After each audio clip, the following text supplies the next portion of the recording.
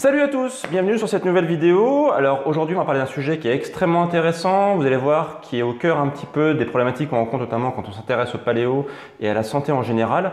Ça va être les émonctoires. Alors pour en parler aujourd'hui, je ne suis pas tout seul, je suis avec Chloé. Salut Chloé. Salut tout le monde, salut à tous. Eh bien, écoute, salut Wilfried et merci du coup de m'avoir invité pour cette vidéo.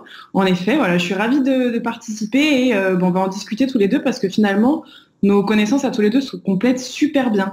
Donc, ravie d'être là. Bah écoute, merci à toi d'avoir accepté aussi l'invitation. Donc Chloé Lanchois, pour ceux qui ne la connaissent pas, va se présenter, mais si vous intéressez un petit peu au monde du fitness, notamment voilà, sur tout ce qui est fitness sur Internet, vous allez sûrement un jour peut-être la croiser sur différentes vidéos. Tu peux te présenter du coup, Chloé, qui es-tu? Bien. Bien sûr. Alors, qui je suis? Donc moi, effectivement, je fais du fitness depuis maintenant 5 ans. Et alors, mon expertise à moi, c'est vraiment plutôt tout ce qui va être nutrition liée au fitness et nutrition liée à la santé. Je suis aussi experte dans tout ce qui va être détox. Et voilà, moi j'ai un background, on va dire, scientifique dans tout ce qui va être biologie, phytothérapie, aromathérapie, naturopathie, tout ça. Et j'ai réussi en fait à combiner vraiment mes connaissances à mon hygiène de vie quotidienne. Et du coup, je partage un peu comment je les utilise et quel est mon quotidien, quels sont mes conseils sur mes différents réseaux sociaux, voilà, Instagram, YouTube, Facebook, tout ça, tout ça. Alors là, du coup, comme tu disais, on a un point commun, c'est que toi, tu es assez attaché à la partie santé, au-delà de la partie esthétique, on va dire, que beaucoup de personnes sur le net parlent beaucoup. On va dire, toi, tu parles aussi beaucoup de santé, c'est important, parce que c'est bien beau d'avoir un joli corps, mais si on n'est pas en bonne santé, ça ne sert pas à grand-chose. Donc, et toi aussi, tu t'intéresses beaucoup à la partie scientifique. Quand tu parles de choses, tu parles souvent de les rapports scientifiques qu'il y a derrière. Et ça, pour ça m'intéresse aussi, parce que c'est vrai que moi, quand je parle de sujet, comme on a déjà discuté ensemble un petit peu en off, la partie science est hyper importante, quoi. Exact. Tout à fait. Ok, donc on va débuter. Donc on va parler donc des émonctoires. Alors déjà, est-ce que tu peux nous dire simplement ce que c'est qu'un émonctoire pour les personnes qui ne connaissent pas? Tout à fait. Alors, si vous ne connaissez pas le mot émonctoire, vous connaissez forcément le mot détox, parce que c'est un mot qui est super à la mode, qu'on a tous vu, lu, entendu quelque part, parce que c'est un truc voilà, très, très utilisé. Le vrai terme, enfin la vraie dénomination de la détox, en fait, elle est faite pour toucher les émonctoires, les organes émonctoires. Pour faire très simple, en gros, c'est les organes éboueurs de votre corps. En gros, c'est les organes qui vont être en charge de trier tous les déchets de votre corps, de votre organisme, de les transformer, de les recycler ou pas, et pour ceux qui ne sont pas recyclés et qui ne peuvent pas être utilisés par le corps, de les éliminer. Voilà. En gros, c'est ça un organe émonctoire. C'est très imagé. Bien, effectivement, le côté poubelle, c'est pas mal et pour faire l'image aussi, si chez soi, en fait, on n'arrive pas à évacuer les poubelles, à un moment, ça s'entasse et ça sent mauvais et on a des problèmes. Et c'est exactement pareil pour le corps. On va en parler ensemble justement. Et pour ceux qui s'intéressent justement à tout ce qui est paléo, notamment l'origine du paléo, je parle beaucoup de Jean Seignelay, pour ceux qui connaissent, qui est un docteur qui a inventé donc ce qu'on appelle l'alimentation hypotoxique et qui s'est basé en grande partie justement sur cette notion en fait d'émonctoire, c'est-à-dire que on n'avait pas en fait les émonctoires qui fonctionnaient normalement, qui étaient en partie encrassés. Il parlait de maladies d'encrassage, donc on va en parler en détail après.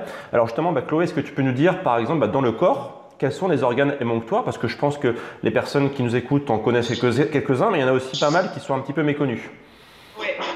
Effectivement, comme tu dis, je crois que tout le monde connaît la star, le number one. On parle en général que de lui, c'est le foie.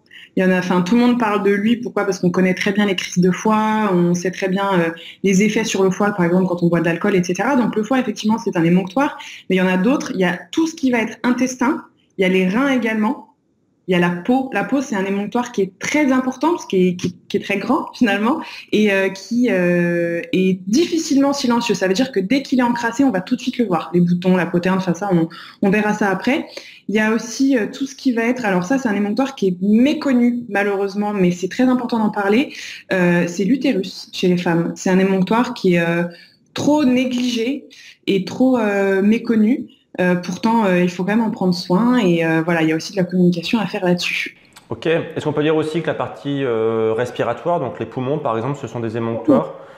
Pardon, oui, non, mais tout à fait, oui. Bien sûr, c'est un émonctoire, effectivement. Et c'est vrai que en plus, tu as raison, plein de gens n'y pensent pas forcément. Il faut en prendre soin. Et voilà, je ne sais pas s'il y a des fumeurs dans cette séquence, j'espère pas. Mais voilà, c'est aussi un émonctoire qu'il faut protéger et qui est très important. Alors souvent, moi je dis, pour s'en souvenir un petit peu, il faut imaginer en fait dès qu'on échange avec l'extérieur.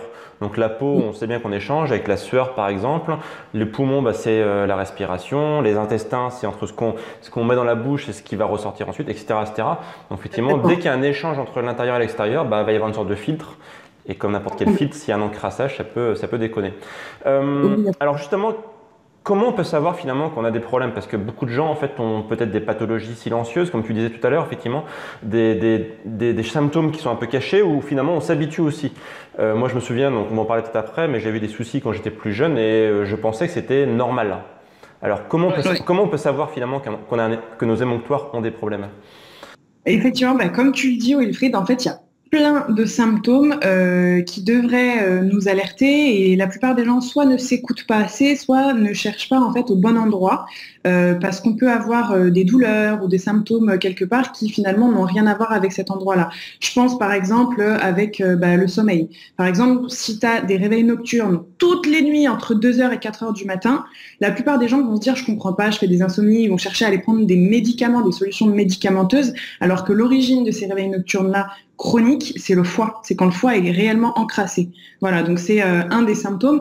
Après, il y en a plein d'autres. Je pense à la peau, une peau qui est terne, on sait aussi que ça va être au niveau du foie. Tu as par exemple les boutons qui peuvent être situés dans les sillons nasogéniens. C'est les poumons qui sont encrassés aussi.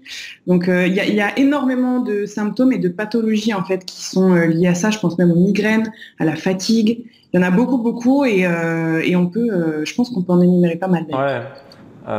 Si je peux donner deux exemples, quand j'expliquais, maintenant quand j'étais plus jeune, j'avais de l'acné en fait résiduelle, j'avais pas mal d'acné, et j'avais aussi des rhinites chroniques, c'est-à-dire des problèmes en fait au niveau des écoulements du nez. J'ai toujours une narine qui était bouchée, donc à l'époque je ne connaissais pas grand-chose. Pour moi c'était naturel, c'était on va dire peut-être un problème génétique ou c'était comme ça finalement.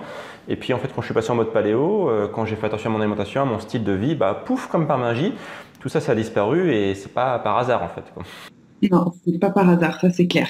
Et ce qu'il faut comprendre, c'est qu'en fait, il y a aussi beaucoup de gens qui pensent que simplement en mangeant équilibré, comme ça se dit maintenant, même si je suis pas trop fan de ce terme parce que ça me veut un peu rien dire, il y en a qui pensent que voilà, c'est déjà prendre soin des émonctoires, alors qu'en fait, c'est pas du tout la même chose. Je pense que même quand tu manges sain, de toute façon, tu as quand même un système d'encrassement des émonctoires. Rien que le fait de boire de l'eau dans des bouteilles en plastique avec les bisphénols A, les phtalates, les choses comme ça, tu vas aussi encrasser de toute façon tes émonctoires. En fait, tout est comme tu disais, la respiration, la pollution de l'air, les parfums, les solvants que tu respires, les vernis, je pense au make-up pour les filles par exemple. Il y a un tas de choses qu'on soupçonne pas. Donc, il faut pas en avoir peur, mais il faut savoir contrebalancer en effet. Alors, du coup, les causes qui, tu en as parlé un petit peu un instant, mais les causes principales en fait qui encrassent les émonctoires. Donc moi, je pense à l'alimentation. Toi, tu as cité effectivement des choses voilà, que tu as un petit peu moins connues, mais on va dire dans le best-of, qu'est-ce qui encrasse principalement les émonctoires en fait? Le number one, c'est l'alimentation. Clairement, c'est alimentation, malbouffe, alimentation industrielle, gras industriel, sucre industriel, alcool, soda, etc. Tout ce qui est aliment aussi transformé. Tout simplement aussi parce que c'est une alimentation qui est parfois lourde, trop lourde pour le corps en fait, pour que ce soit bien assimilé, bien absorbé. Il y a beaucoup de résidus de produits chimiques, d'additifs qui sont pas du tout en fait toléré par notre corps. Il y a plein de choses comme ça.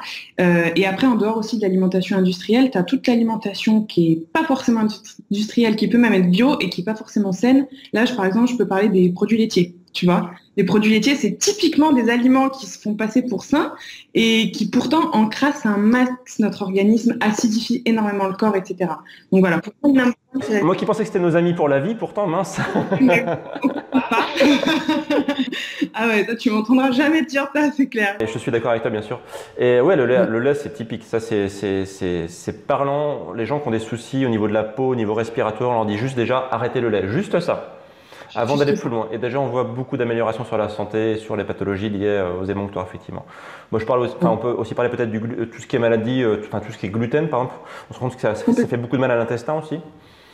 Ça fait du mal à l'intestin, effectivement, parce qu'en fait, ça va augmenter la perméabilité intestinale, donc favoriser aussi d'ailleurs des maladies auto-immunes, etc. Et au-delà des personnes qui sont cœliaques, parce que quand on est cœliaque, on a une vraie allergie, une vraie intolérance. Moi, par exemple, c'est pas du tout le cas. Je suis pas du tout intolérante et pourtant, je mange absolument sans gluten parce que je sais que j'ai un meilleur confort intestinal sans, parce que je sais que je suis moins ballonnée, j'ai le ventre plus plat, etc. Et qu'en plus, je préserve ma santé. Donc, effectivement, il y a plein de choses qui peuvent paraître saines, mais qui encrasse quand même notre organisme tous les jours. Ouais, effectivement, parce qu'il y a beaucoup de gens aujourd'hui qui disent que notamment manger sans gluten c'est une mode, parce que si on n'est pas cœliaque, il n'y aurait pas de raison de manger sans gluten. Mais comme tu dis, en fait, même si à l'instant T on ne ressent rien, c'est avant tout du préventif. En fait, on prend soin de notre intestin, en fait, même si on ne ressent rien. C'est ça le. Et tu sais qu'il y a, moi je le vois vraiment dans ma communauté de sportifs parce que bon voilà, les sportifs, comme tu le sais, prennent aussi beaucoup de protéines, en mangent beaucoup, donc mangent aussi plus que les personnes qui sont pas sportives parce qu'on a besoin de plus de calories. Et il y en a énormément qui se plaignent de ballonnement et t'en as d'autres qui ne s'en plaignent pas, ne se plaignent pas de leur digestion, ont l'impression qu'ils n'ont rien du tout. Et une fois qu'en fait tu leur fais changer leur mode alimentaire, ils disent ah mais en fait si j'avais ça avant, maintenant je revis quoi. Mais en fait, je m'en rendais pas compte, je ne m'écoutais pas. Il y en a plein qui s'écoutent pas et qui se rendent compte du bien-être une fois que c'est fait, quoi. Ouais. Et ça, effectivement, c'est typique. Et le pire, c'est de s'habituer, en fait, c'est de se dire c'est normal. C'était un petit peu moi ce qui m'était arrivé à l'époque. En fait, je me suis dit voilà, c'est comme ça, il faut subir et puis attendre que ça passe. Alors que non, en fait. Alors qu'absolument pas. Est-ce que tu peux nous citer des pathologies bien connues liées aux problèmes justement liés aux émonctoires? Moi je parlais donc de l'acné, des rhinites, mais j'imagine qu'il y en a pas mal en fait, des pathologies liées aux émonctoires encrassés. Il y en a beaucoup effectivement. On a parlé tout à l'heure du sommeil, des réveils nocturnes. Il y a aussi tout ce qui est fatigue. Une fatigue qui est constante, qui est inexpliquée. Clairement, c'est quand les émonctoires ont trop travaillé, sont ensevelis sous les déchets, clairement ils n'arrivent plus à faire leur travail et ça fatigue énormément le corps. Et en plus, c'est ce qui est marrant, entre guillemets, c'est loin d'être drôle, on voit ce genre de fatigue-là au changement de saison et c'est pile au changement de saison qu'on va aller faire un nettoyage des émonctoires justement pour aider le corps à défatiguer, avoir plus d'énergie, etc. Après, comme tu disais, au niveau de la peau, effectivement, mais ça se voit aussi au niveau des cheveux. Surtout chez les femmes, cheveux longs, on a le cheveu qui est beaucoup plus terne, on a le cheveu qui regraisse beaucoup plus facilement, qui s'abîme, etc. Les ongles, pareil, on a les ongles qui vont être beaucoup plus friables. Donc, tu as tout ce qui va être un petit peu esthétique et tu as d'autres symptômes qui vont être plus en termes de ressenti, mauvaise digestion, ballonnement, des acidités, du reflux, ça peut aller jusque-là, ça peut être même des douleurs inflammatoires.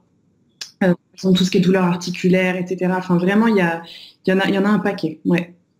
Et du coup, forcément, l'idée, c'est de soigner en fait ces problèmes-là, donc en nettoyant ces émonctoires. Est-ce que tu peux nous donner du coup 2-3 astuces du quotidien? On a parlé de supprimer du lait, clairement. Est-ce qu'il y a d'autres choses à faire du coup pour se prémunir de l'encrassement des émonctoires? Ouais, alors effectivement, supprimer les produits laitiers.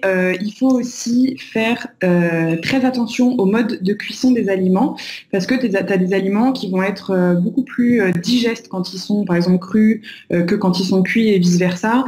Et en fait, ça va aller faciliter la digestion pour le corps. Du coup, on va éviter d'aller encrasser aussi les émonctoires. Donc la cuisson des aliments, la sélection des aliments, il faut aller choisir des aliments qui soient le moins industrialisés possible, le plus pur possible pour augmenter leur biodisponibilité, pour éviter d'encrasser l'organe avec tout ce qui est additif, etc. Et par rapport à l'alimentation aussi, savoir varier les sources, ça c'est super important aussi, pour vraiment avoir un équilibre acido-basique qui soit vraiment nickel tout le temps. Pas manger que de la protéine animale, savoir aussi manger de la protéine végétale, etc. D'accord, ouais, effectivement, ce sont des règles de bon sens, mais c'est vrai que pour beaucoup de personnes, en fait, c'est un peu compliqué de les mettre en œuvre, quoi, en fait. Donc ça, c'est clair. Et donc, toi, comme tu nous expliquais, du coup, c'est ta spécialité, toi, c'est la détox. Alors moi, c'est un terme, en fait, avant de te connaître, on va pas se mentir, j'étais pas trop fan parce que justement, souvent, je l'associais un petit peu à ce qu'on voyait dans les magazines à la mode. La détox avant l'été, machin bidule. Et pour moi, c'était un terme un peu bullshit sur les bords. Et puis, on en a parlé un petit peu en off. Et du coup, tu m'as un peu réconcilié avec ce terme-là. Est-ce que tu peux nous en dire 2 mots rapidement sur toi, tes grands principes, en fait, sans rentrer dans les détails? Alors moi, mon grand principe, c'est déjà de descendre toutes les détox qui n'en sont pas. En gros, effectivement, comme tu dis, j'essaye vraiment de lutter contre ça parce que la détox, c'est quelque chose qui existe vraiment. Après, on peut appeler ça une cure dépurative. Je pense que ça te parle plus sur ce terme-là.